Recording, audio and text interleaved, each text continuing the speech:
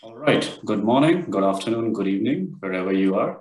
Today, we're going to have a simple discussion about IBM HSM solution, how secure it is, how it will help you or enable you to securely store your crypto in the most robust solutions available in the market.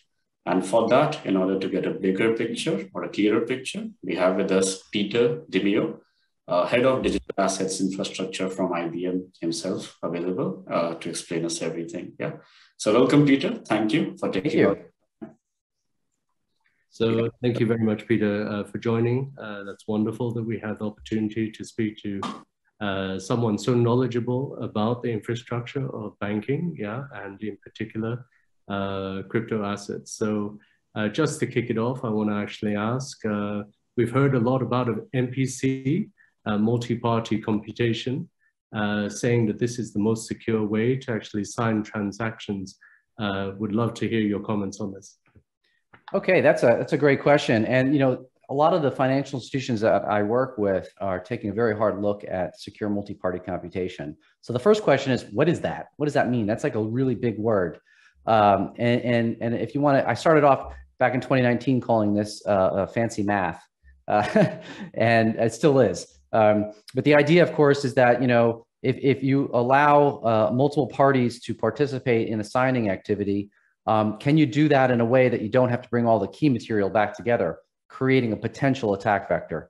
And so multi-party computation or secure multi-party computation allows you to do just that. In other words, if each of us had our own key share, right, we could sign without physically bringing them together.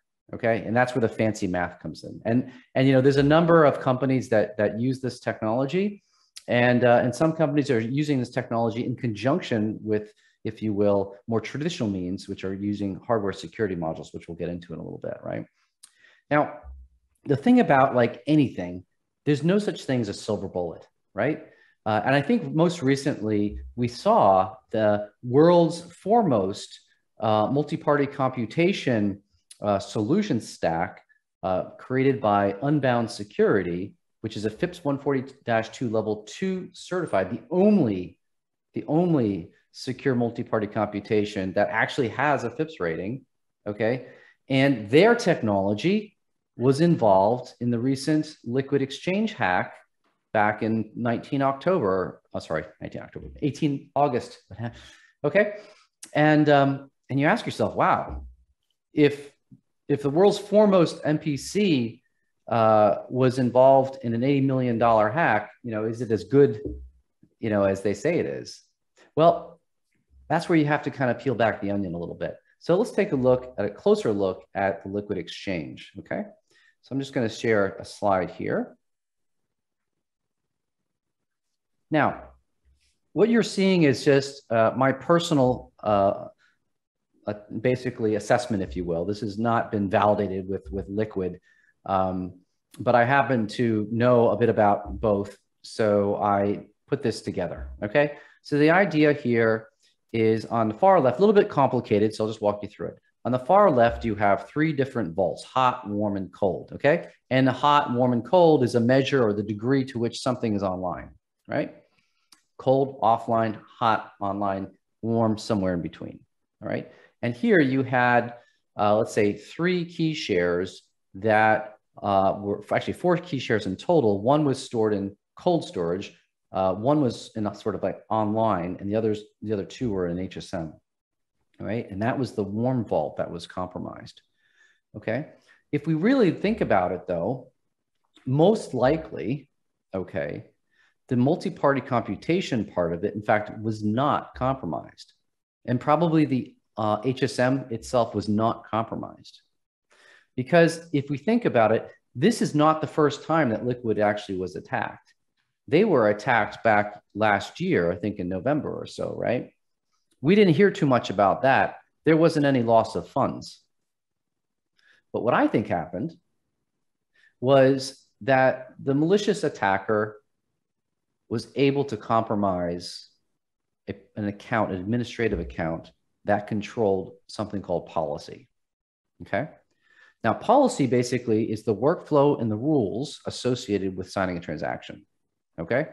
If you have to have a time lock or an out-of-band communication or some kind of threshold, that's an example of policy, right?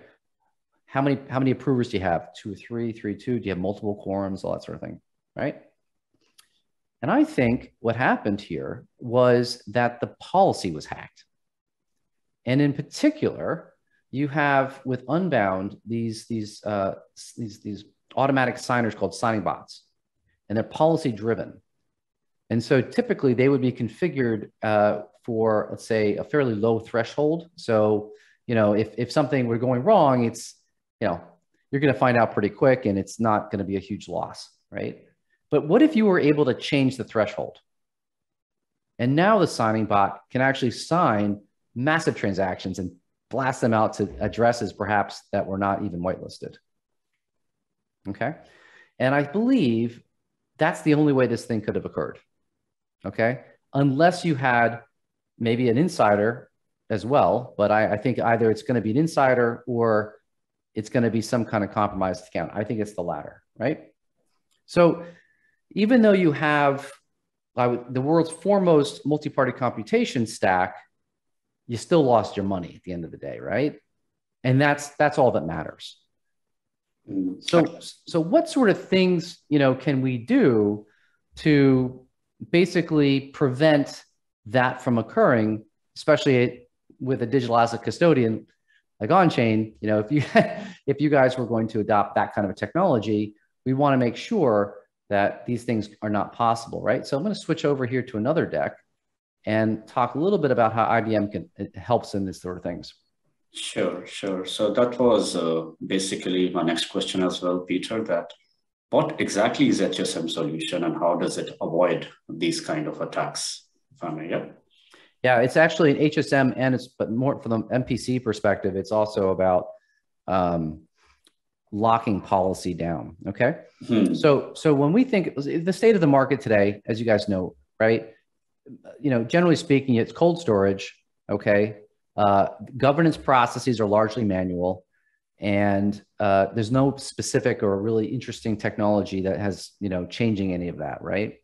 And where IBM comes in is that, we enabled, if you will, to have temperatureless wallets. There's really no need to actually have key material ever online. If in fact, key material could be, encrypted all the time, right? And then brought into a secure element of a hardware security module, okay, by policy itself, which has been hardened using specialized technology, that, in my mind, changed the game a little bit, right? And it reduces the opportunities and the threat vectors. And that's precisely what IBM has been working on for the last 3 years.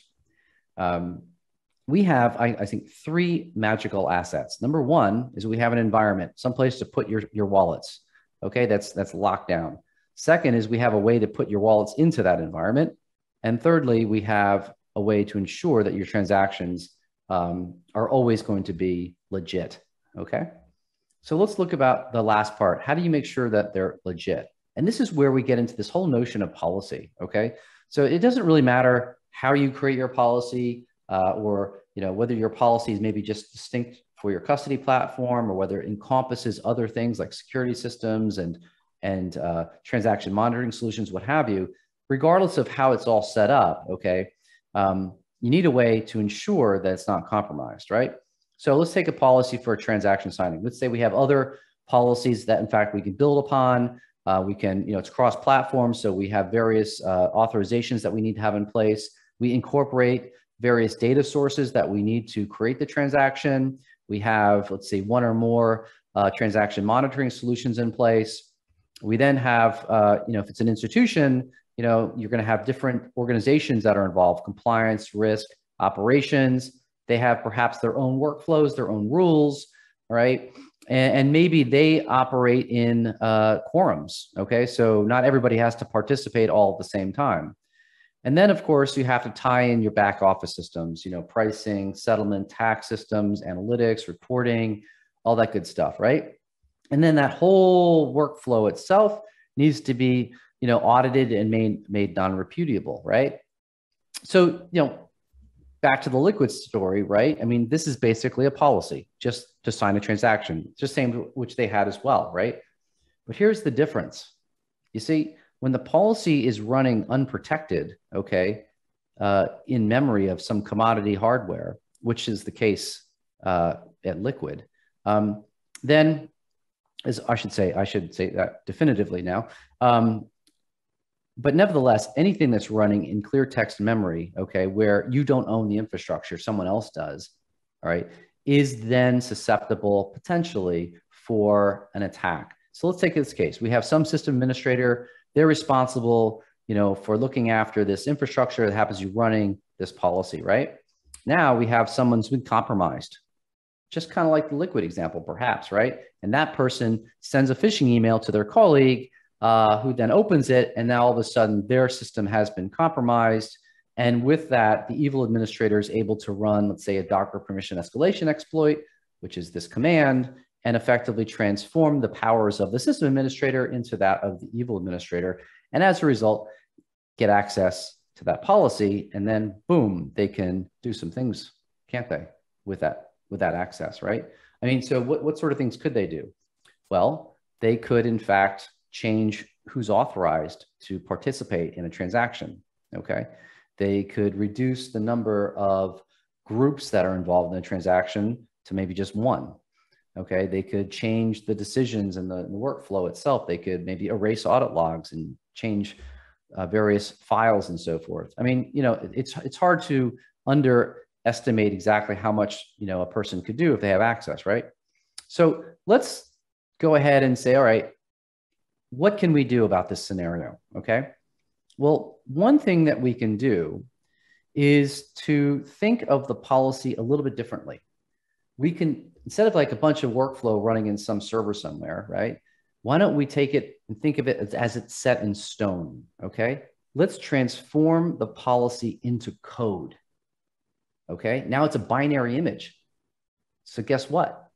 You can't change it, right? So the people that execute the policy are not the people that create the policy. The people that create and maintain the policy are not the people that execute the policy. And as a result, you've solved the problem about separation duties and operational controls. Except one thing. You've now created another problem. Because you're just talking about software deployment, right? What happens now if someone puts in a backdoor into that image and that thing's deployed? You wouldn't even know about it because it's a bunch of zeros and ones, right? So you've got two more problems. One is, you know, where do you put this thing so that, you know, it can't be changed or swapped out later?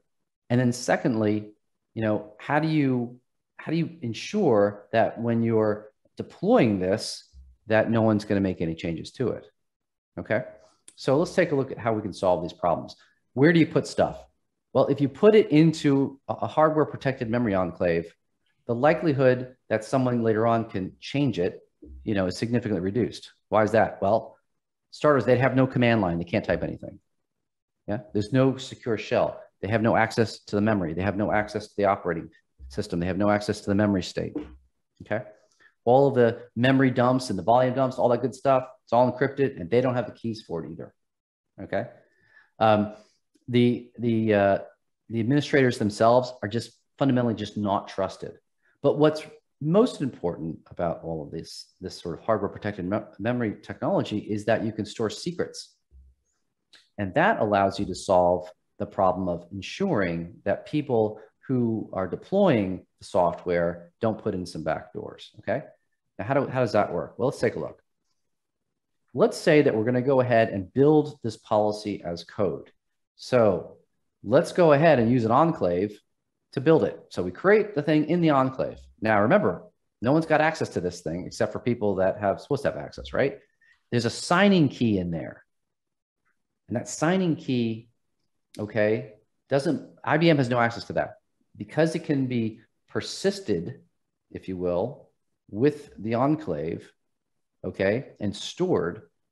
No one gets access to it because it's encrypted on disk. It's encrypted in flight and it's protected in memory. And when it's used to sign an image, that image is now verifiable. So we solved the problem about knowing what image was signed, but we haven't solved the problem is what was signed. In other words, what was in there? How do you prove that? And for that, we have something called the manifest. And the manifest literally is a bit-by-bit comparison about what was deployed versus what should have been deployed. And you have an auditor who can do a technical assurance to approve that, if you will, or do a full attestation. And once that has been completed, now you know that the application that you deployed is the right one. And there are no backdoors. Okay. So we call this our IBM Secure Build Server. And the same process, quite frankly, can be used with smart contracts too. Let's say you have, for example, you know, a smart contract that you want to put out there. You have an application to sort of manage all of this. The same process can be used to review the smart contract, do the audits, pen test it, what have you, then deploy it out into the wild in a way that, again, no backdoors could be introduced. Okay. So this is how we harden policy. We turn it into code, and then we ensure that the code itself has no backdoors. Okay. Now let's quickly turn to key management. Okay. Because this is kind of what's different. And this is the solution today that, you know, that Onchain is using. And it's the IBM Hypertext Crypto Services. And this service leverages, if you will, some technology actually that's been around for quite some time. So, Amar, I got a question for you. Have you used an automated teller machine anytime in the past? I think anybody saying no to that will be living in a stone age. Yeah. So yeah, we all have. Yeah. Yeah. Okay, good. Okay. So do you know who invented the automated teller machine? From what I last read, I think it was IBM. That's right. Back in the 70s, we invented the automated teller machine. Now, you used a card, right, in order to put a PIN code into the machine to get your money. The card has a magnetic stripe on the back. Do you know who invented that? I'm not sure. Yeah, but please tell me it is IBM. That will make me feel much more safer. It is IBM, as a matter of fact. Yeah. Mm-hmm. Yeah. And the encryption that was used to protect that PIN code, data encryption standard. Do you know who invented that? Yeah, IBM did. And that became the precursor to AES and many of the mainstream encryption technologies today as well. And the PIN codes, well, they went into something that you know, protected them, right? It's called a hardware security module. You know who invented that? That is IBM. Yeah. That's correct. We did. And here's the thing: back in the day, in the 1970s, when we created all this stuff, you know, you didn't have a lot of storage technology that would allow you to store, you know, millions of PIN codes, right? So you had to figure out a way to do this that would scale, but not really, you know, have any problems with respect to running out of space. So the one thing that we did back then is we said, okay, you know what? We're not going to store like all the keys and run code inside of a hardware security module. We're just simply just not going to do that. We're just going to store one key. And that's called a master key. Okay. And the master key, right? It's not a blockchain key. A master key is something that we use to do called envelope encryption, where we basically encrypt everything and then we store it externally so that it's not stored in the HSM by design. Okay. Now, how does this work? Well, let's say that we generate a Bitcoin seed and we have a master key. Okay. Now, the master key we use to encrypt or envelope encrypt the seed, and we turn it into an AES 256-bit encrypted key. And then from there, in order to store it externally, we put that into a cryptogram. And a cryptogram hides the metadata, so that whole thing is completely done in such a way that you can't do anything with it, if you will. Okay. Now, how do we get that master key into the HSM domain in the first place? So that's a really good question, because the master key, once it exists in the HSM domain, you can't get rid of it. In other words, it's not exportable. It's not importable, right? If you try to tamper with it to get to it, you're going to find yourself having a little bit of a problem. Okay. The only way that a master key can be into a domain is if you have other HSMs. In this case, you have these. These are smart card HSMs. And each one of these has a FIPS rating of FIPS 140-2 level 3, and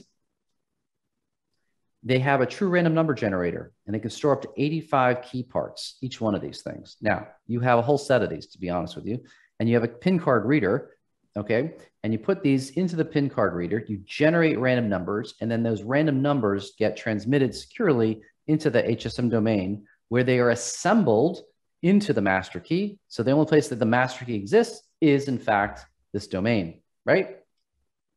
But the root of trust actually are these cards. All right, now let's take a look at how this works again. So create the Bitcoin seed, create a secure key, wrap that into a cryptogram, and then you store the cryptogram someplace, right? So it doesn't really matter where it's stored because it's useless to you until you actually need it. And when you need it, you can only use it if you have policy around that that's been hardened, okay? Now, an interesting thing about this notion of a master key is that if you want to essentially prevent the decryption and use of key material potentially on a permanent basis, all you would have to do is intentionally zero out the master key, okay? You still have the master key root of trust. You can recreate it at any time with these smart cards. But if there's no master key, there's no decrypting, there's no signing, okay? So that allows you to create a special master key for assets that, you know, you want to put a little extra love and attention to, and basically make them, you know, impossible to decrypt. And if you want to use them again in a transaction, you're going to have to go through something called a trusted key ceremony with your cards to reinitialize that master key, and then you're able to then use it in a transaction. Okay, so let's now look at what would you have if you tried to attack the master key. Okay, well, this is where the FIPS 140-2 level 4 rated hardware comes into play, right? And IBM, we create all of this from the software, the curves, to the hardware and the firmware, all of it. And we achieve the highest rated security certification that you can have, okay, period. Now, some ask, what's the difference between 3 and 4? Level 3 and level 4. Well, the difference is this. In level 3, you have protections, but at the covers and the doors, if you will, of the hardware security module, right? And level 4 is you have a 360-degree envelope of tamper detection, which basically means if you go at it with a probing attack, side channel, electromagnetic, chemical temperature, voltage, X-ray proton beam, you know, any and all of these things, whether those are IBM administrators, God forbid, or some external person trying to physically attack this thing, in 100 nanoseconds, the master key is going to be zeroed out and everything will be frozen. Not lost, frozen. Because all it takes then is a trusted key ceremony with, guess what, your smart cards, ta-da, and reinitialize the master key in a different HSM domain, and you're back in business, okay? So let's look at how does this technology then work with respect to doing signing a transaction, okay? So if we have the case where we have our stateless signing infrastructure, which is Hypertext Crypto Services, and we want to, you know, create applications and policies and things of that nature, we can put those into our Hypertext virtual servers, those enclaves that we talked about earlier, right? And so if you want, you can create a zero trust architecture where everything is real-time authenticated and authorized, and everything being end users, being internal, you know, approvers and so forth, but also could be, you know, services themselves, okay? The actual enclaves and the services running within them, all right? Everything being highly authorized, if you will, in a real-time basis. And because you're dealing with these enclaves that you can store stuff, well, you know, for example, your fund manager, you have their multi-factor public keys and the public keys of their device. You have challenge questions, maybe soft biometrics, geolocation information, all kinds of good stuff. And you can do a strong authorization with all of this to ensure that who you're dealing with is who you're dealing with, right? And once you know that this is in fact the right person, you can then send a signature through an encrypted channel to a transaction manager, which creates a queue. Okay, in the queue is an active signing activity, if you will. Okay, and the next thing you want to find out is, okay, what are the rules that are specific to this transaction? So let's bring back our compliance, risk, and operations people. Again, real-time authorization, authentication. Good. We trust these people. Now, what are the rules? So define that rule. Okay, deploy that as an immutable binary image, and then deploy that into an enclave so it can't be changed. Okay, now you're locked down. Okay, from here, what you want to do is then go through the process of executing the policy. Okay, so you have an enclave, the policy is running inside the enclave, and you go through the process. So you go compliance. Okay, where is this thing headed? You know, who's involved? Risk, what are the deposit addresses, or something else? You know, operations, what are the specific rules that we need to follow here? Are there time locks, out-of-band communications, various thresholds, and things of that nature? And once this is all completed, whether it's in quorums or not, you have what I would call a functional approval to proceed to sign, right? But you've not signed anything. There's no blockchain transaction at this point. All you have is an authorization. But now what we need to do, going back to a zero trust perspective, is, okay, hey, I'm transaction manager. I got the okay from authentication service and policy service and the transaction authorization service. Do I even trust these services? Like, how do I even know that these are legit? They haven't been spoofed. Okay, so then you go through a process for the transaction manager to approve that and to find out, and now you're ready to rock and roll. Okay, from there you can spin up some signing bots. Okay, that have been bootstrapped with various secrets. Okay, those secrets are simply compared, if you will, to those that have been passed to it by the transaction manager. And once they've all been, compared, if you will, checked out, you then are able to actually do a signing, okay? Because everything is in place that you need it to be, all right? And from there, you would pull the cryptogram from wherever it's stored, and you bring it back into the HSM secure element. Now, the secure element of a hardware security module is the most secure place, period, that you can do a transaction. Okay, yes, you can do signing activities, anywhere, but that's software crypto. Okay, the only place where you can do hardware crypto is in a secure element of a hardware security module. Okay, so you have your MPC people that are all good with software crypto. Let's just hope, for example, that, like we saw with Stakehound, that you don't have a situation, where someone put the keys in the wrong place and then, flashes the environment and those keys are gone. Okay. So what we do here is to unwrap the cryptogram, and we unwrap the secure key, and inside the secure element, we generate the private key needed to sign. Okay. Then we sign the transaction, and then we discard, okay, the key material that was used to sign, including the seed. We discard it inside that secure element, so it's gone. The only thing that comes back out again is the signed transaction, and then the transaction itself. We remove it from the queue so it can't be repeated. Okay, so if you're going to attack this sort of infrastructure, you might decide you want to go after those signing bots, right? Well, there's a number of protections in place. First of all, the signing bots are, basically randomized when they come up, and you really have no access to that. They have been deployed using secure build server, so you know that there's no backdoors in there. They're highly isolated to common criteria evaluation assurance level 5+. What does that mean? It basically means this: it's better than air-gapped. Okay, better than air-gapped servers. All right. There's no command line. There's nothing to type. There's no secure shell in there, and we have these signing bots pinned to a specific HSM domain so that it couldn't be spoofed or otherwise. If you try to go after if you will, the business logic that's running in these enclaves, again, forced separation of duties.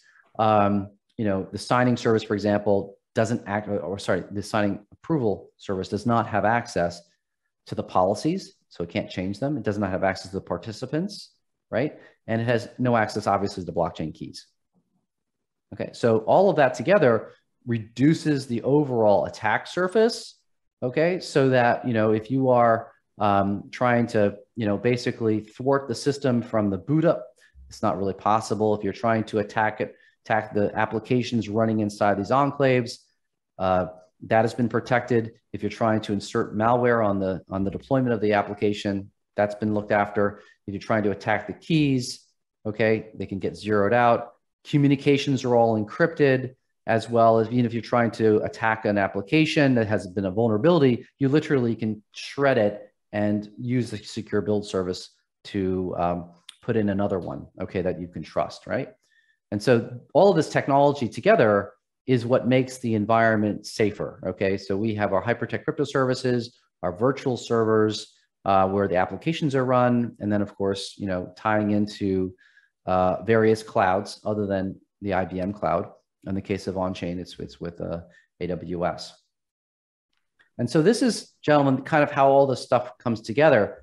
And in cases where institutions still want to maybe have best of both worlds, you actually have instances where you combine hardware security modules with multi-party computation, okay? And the way that works is that the multi-party computation runs inside of the enclaves where they're protected, and then the key shares that are pushed out everywhere are actually encrypted by the master key into cryptograms. And now the key shares, the key shards themselves are cryptograms, and they can be stored with anybody, right? And only used under the hardened governance. So you have best of both worlds, all possible. Fantastic, Peter. I think this is a lot of information, so I'll just summarize here.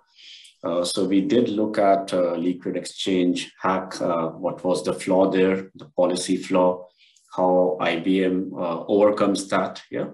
Also, we did see in a very comprehensive way what exactly is a HSM solution. We also went through dominance of IBM in technology space, whether it's invention of ATM machine, whether it's signage strips, or whether it's even creating the HSM module, how it works. We also saw the difference between level 3 and level 4. I must say that it gives us a lot of peace of mind to see the solutions that we are using and how it's even better than air-gapped solution, how it has flexibility to withhold any kinds of attacks, whether it's on the hardware, how it reduces the surface area of attacks, and so on. And the fact that IBM has created this hardware itself, it gives us a lot of peace of mind rather than using the infrastructure of a third-party provider or a different cloud on the whole, yeah, and so on. I'll stop here, but I'll also be interested to find more options that HSM can provide. For example, frozen wallets and so on, yeah? Yeah, I mean, as we talked about before, all you have to do is create special master keys for frozen wallets, and it's that simple, right? And the other thing too, Amar, that I should mention is not only working with IBM gives you, if you will, the access to the best technology, but also flexibility as well. I don't know if you're familiar, but last year, Xfers in Singapore was looking to do a stable coin on the Zilliqa network, and they required a Schnorr signature, and the Schnorr signature is not the Bitcoin Schnorr signature; it's a variant, okay? And Onchain came to us and said, "Hey, can you help us out? Can you create the Zilliqa variant Schnorr signature and deploy it worldwide in your Hypertext crypto services?" Okay, and we did exactly that. And we created actually this infrastructure here, which is called a soft HSM. And we basically wrote our version, if you will, of the Schnorr signature through our IBM research in Zurich, deployed that into our firmware, which is called a click library, deployed that into an enclave, and then made it available for testing, and then rolled it out as part of the worldwide deployment in our hardware security modules. And so today, XFers is signing Zilliqa transactions, right, as a result of Onchain working with IBM to get that sort of thing done. And I think that's another aspect of why IBM makes sense. Thanks, Peter. I would also like to add that the flexibility that HSM solution provides is way better than any cold wallet solution out there. What I mean by that is the warm wallet solution basically gives you flexibility of a hot wallet, but security of a cold wallet. So how Onchain deals with that is we have created our set of APIs, which any exchange, any payment gateway can plug right into. And these are specifically tailor-made for clients who have high volumes of transaction, but do not want to compromise on security. So IBM HSM solution has enabled that for us, yeah. Which in turn has been really helpful for us to serve such clients and important clients, mind you. So a lot of the viewers won't even be knowing the name of the clients, but whatever high-end solutions that you use with peace of mind, it is us enabling it in partnership with IBM together. Yeah. Yep. Wonderful. Thank you so much for taking the time. This is greatly appreciated, and we look forward to continuing this collaboration together to provide the most secure crypto custodian solution worldwide. Yeah. So thank you very much, Peter. Thanks, guys. Appreciate your time. I would also like to thank you, Peter, and to the viewers, I would also like to say that stay tuned. There are more solutions coming up in partnership with IBM, be it frozen wallets, be it a lot more other options on IBM HSM. This is just the beginning, and we are just scratching the surface together. Yeah. So thank you, Peter, for your time. Much appreciated. Thank you. Have a great day, everybody. And you too. Take care. Bye. Bye-bye.